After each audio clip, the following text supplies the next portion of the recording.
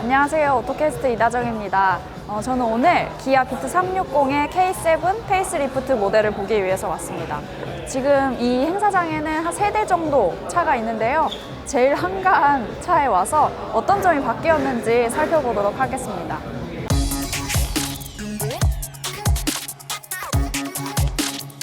일단 페이스리프트 모델이기 때문에 되게 조금 바뀌었을 거라고 생각할 수 있는데 외관과 실내 모두 많은 부분이 변했어요. 일단 헤드램프 쪽이 변했어요. 원래 이 주간주행등이 이 램프 안에 이렇게 있었는데 약간 헤드램프 아래쪽부터 그릴까지 이어지게 아래쪽으로 내려왔어요.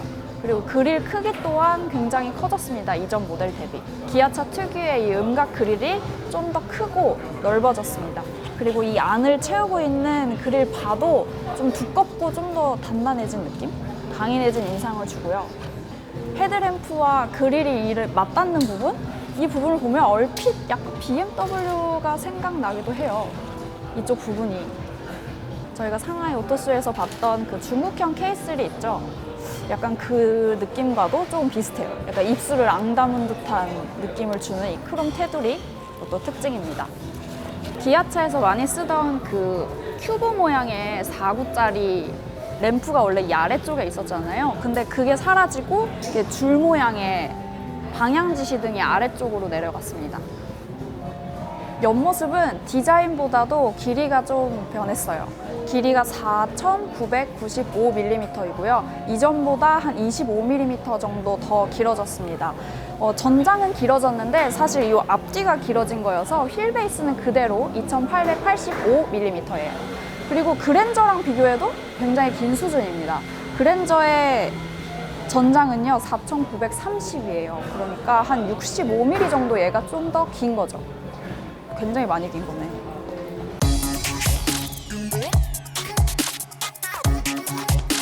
앞모습만큼이나 뒷모습도 조금씩 변했습니다. 일단 가장 눈에 띄는 게 리어 램프죠. 리어 램프가 좌우를 가로지르는 쭉 연결된 모양을 하고 있는데요. 독특한 점은 이 램프가 그냥 일자로 쭉 이어지는 게 아니라 마치 바느질을 한 것처럼 바늘땀처럼 이렇게 점점점점 이런 모양을 하고 있어요.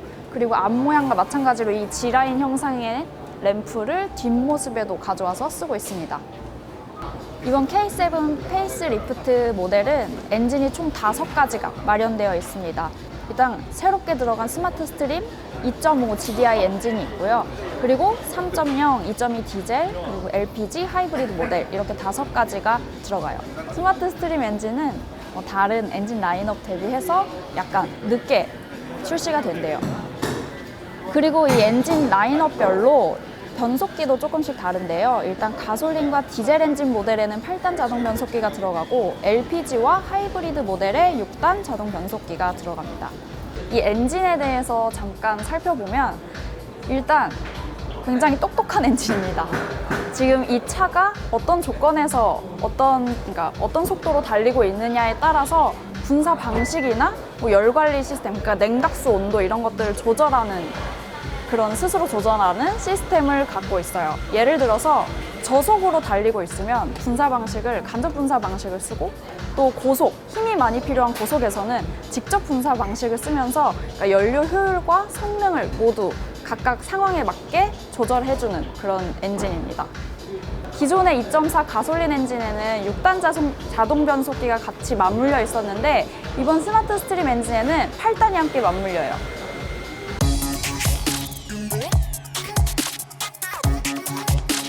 지금 이 화면 보이시나요? 이게 바로 K7 그러니까 지금으로 따지면 이전 모델의 K7 실내입니다. 이거와 비교하면 정말 많은 부분이 바뀌고 또 소재 또한 굉장히 고급스러워졌어요. 일단 어떤 점이 바뀌었는지 하나씩 뜯어서 살펴보도록 하겠습니다. 계기판 완전히 바뀌었습니다. K9에서 보던 그 동그란 것을 중심으로 가운데 상태 차량 정보를 알려주는 디지털 계기판 4.3인치 디지털 계기판이 들어가 있고요. 그리고 이 화면은 K9에서 봤던 거랑 마찬가지로 달릴 때 후측방 모니터링이 가능해요. 그래서 깜빡이를 켜면 방향 지시등을 켜면 오른쪽을 켜면 이쪽, 왼쪽을 켜면 이쪽에 이렇게 후측방 모습을 볼 수가 있습니다. 그리고 이 옆쪽에 엄청나게 큰 디스플레이가 들어갔죠. 이것도 12.3인치 디스플레이인데요. 3분할이 가능하고 이것 역시 K9에서 보던 만큼의 그런 디스플레이 크기를 가지고 있어요. 그리고 대시보드 전체적인 디자인도 완전히 바뀌었어요. 좀 더 넓어 보이기 위해서 뭔가 수평 모양을 유지하는 듯한 디자인이 눈에 띄는데요. 이게 쭉쭉 펼쳐져 있으니까 실내가 좀 더 넓어 보이는 느낌이 들어요. 그리고 이런 대시 부분 부위, 이런 연결 부위 같은 데에도 원래는 이렇게 곡선, 그러니까 이렇게 굴곡이 있었는데 이런 부분들을 다 그냥 딱딱 이렇게 잘라버렸어요. 그래서 뭔가 좀 더 동승석이나 운전석 이런 공간들도 좀 더 넓어진 느낌이 들어요.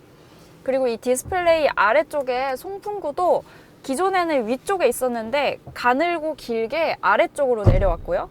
뭐 시계 이런 거, 아날로그 시계 이런 것도 없어졌고, 그리고 이쪽 오디오나 공조 장치를 조절할 수 있는 이 버튼 판도 아예 새 걸로 바뀌었네요. 기존에는 그냥 버튼류가 판 안에 이렇게 톡톡 박혀 있어서 그냥 판 안에 배열해 놓은 거를 툭툭 박아 놓은 느낌이었는데 좀 세련된 소재와 버튼식으로 바뀌었습니다. 근데 이 부분이 전부 다 블랙 하이그로시여서요. 약간 이렇게 손자국이 많이 남는 거는 좀 아쉽네요. 그리고 곳곳에 이제 좀 고급감을 더하기 위해서 이런 크롬 메탈 재질의 소재가 들어갔거든요. 지금 이 스티어링 휠 쪽에도 약간 은색의 반짝반짝거리는 레버가 들어가 있고요. 그리고 송풍구 주위에도 이 소재를 썼죠. 뭔가 이 소재가 저는 이 블랙 하이그로시보다 조금 더 고급스러워 보이는 것 같아요.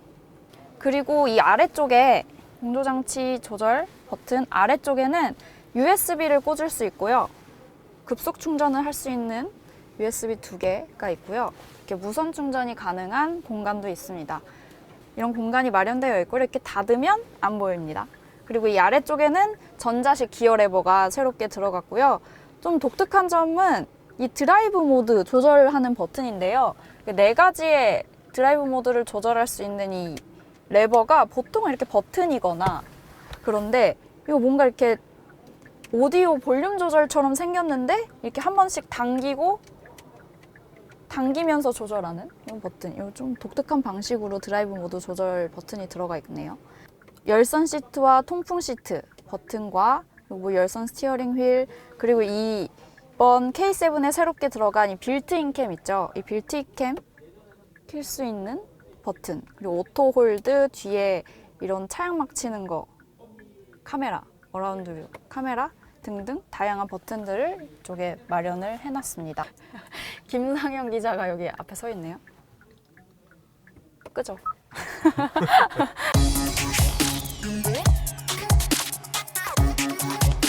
뭔가 좀 더 고급감에 신경 썼다고 느껴지는 부분들이 바로 이런 컵홀더나 수납 공간들이에요. 이 컵홀더도 그냥 진짜 맨 플라스틱, 좀 싸 보이는 플라스틱을 쓴 게 아니라 좀 더 마감이 깔끔하고 부드러운 느낌이 들어서 좀 고급차를 탔구나 하는 느낌이 들고요. 그리고 요 수납함 있죠. 암레스트 쪽 팔걸이 부분에 수납함도 보면은 이런 것까지 마감을 되게 깔끔하게 마무리를 해놔가지고 이런 이렇게 만졌을 때 날카롭거나 이런 부분이 전혀 없고요. 이 속 안에까지 이거와 똑같은 소재로 마무리를 했습니다. 뭔가 이런 거에서 좀 나 좀 고급 차를 탔다 하는 느낌이 들거든요. 그리고 이 안쪽에 12V 있고요. 그리고 이 안쪽의 소재뿐만 아니라 저는 이 선글라스 수납함의 소재도 좀 깜짝 놀랐어요. 보통 이런 곳은 다 고급스럽다가 갑자기 선글라스 수납함 딱 여는 순간 약간 통일감을 깨면서 너무 싼 거 아니야? 너무 원가 절감한 거 아니야? 라는 느낌을 주는 경우가 많은데 이 선글라스 수납함은 다른 또 그럼 일반적인 플라스틱과는 조금은 다른 소재를 쓰고 있어요. 다만 이런 룸미러 있죠. 룸미러를 둘러싼 아마 제가 이 차에 쓰인 소재 중에 이게 제일 싸 보이고 좀 저렴해 보이는 느낌이 아닌가 싶어요. 이건 뭔가 좀 바뀌지 않을까 싶긴 한데 나중에 완전 변경되면 요런 데 이렇게 마감된 부분이 있죠. 약간 좀 안 맞아요. 좀 아쉽네요. 그리고 이 차에는 이번에 뭔가 좀 독특한 편의 사양들이 많이 들어갔거든요. 그중에 눈에 띄는 것 중에 하나가 차 안에서 운전하면서 자연의 소리를 들으면서 갈 수 있다는 거예요. 종류가 굉장히 많습니다. 생기 넘치는 숲, 잔잔한 파도, 비 오는 하루, 노천 카페, 따뜻한 벽난로, 눈 덮인 길가 이렇게 있는데 이 소리가 실제로 자연에서 따온 소리라고 해요. 이런 소리 전문가들이 모여서 채취한 거라고 하거든요. 그래서 이렇게 운전하고 가다가 을왕리 바다의 그 잔잔한 파도 소리를 듣고 싶다 하면 잔잔한 파도를 누르면 들리세요? 마치 바다에서 운전하는 듯한 느낌을 주는데 이 소리가 실제로 을왕리 바다에서 따온 소리래요. 을왕리 해수욕장에서. 생기 넘치는 숲.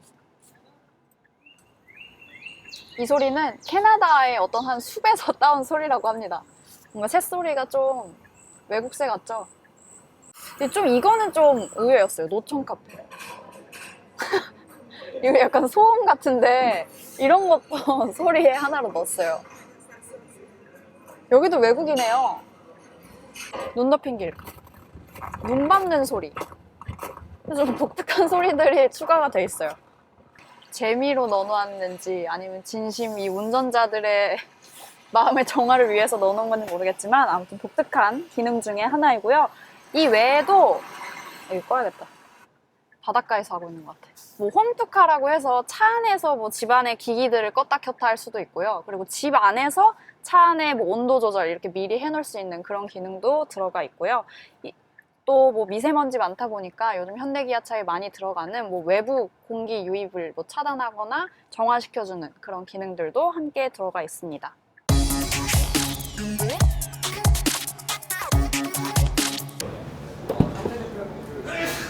2열석에 앉아보도록 하겠습니다. 역시 넓어요.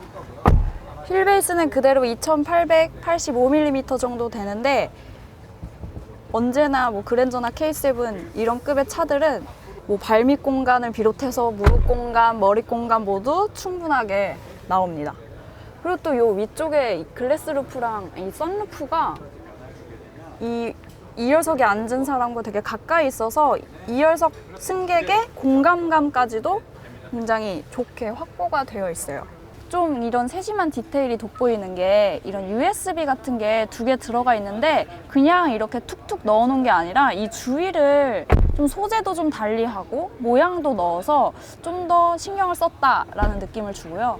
그리고 송풍구 2개가 있고 여기도 역시 블랙 하이그로시와 테두리는 크롬 메탈 재질을 써서 좀 더 차별화를 뒀네요. 그리고 시트는 부들부들한 야마 가죽 시트이고요. 이거 암레스트를 내리면 여기 이렇게 수납함과 함께 12V짜리 하나 들어가 있고요.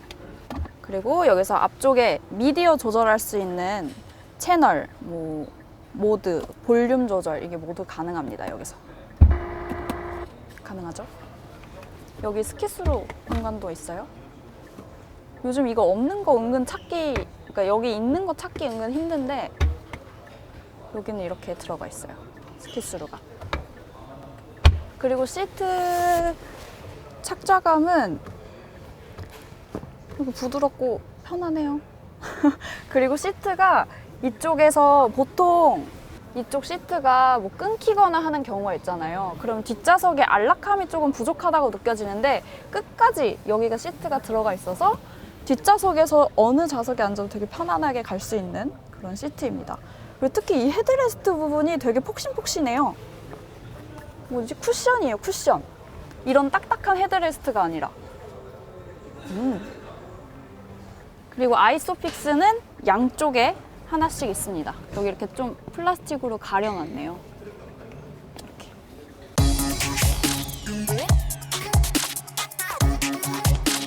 K7 하면은 늘 이제 경쟁 모델로 떠올리는 게 같은 집안의 그랜저인데요. 이 그랜저와 K7은 같은 집안 식구끼리인데도 굉장히 치열한 경쟁을 하고 있어요. 그리고 또 항상 이런 출시 시기를 보면 K7이 먼저 나오고 뭐 한 6개월 안에 그랜저가 나오는 이런 형태로 항상 출시를 해왔는데 2016년 1월에 2세대 K7이 나왔다가 그 해 11월에 또 그랜저가 출시되고 이렇게 계속 서로 경쟁하는 구도로 가고 있어요.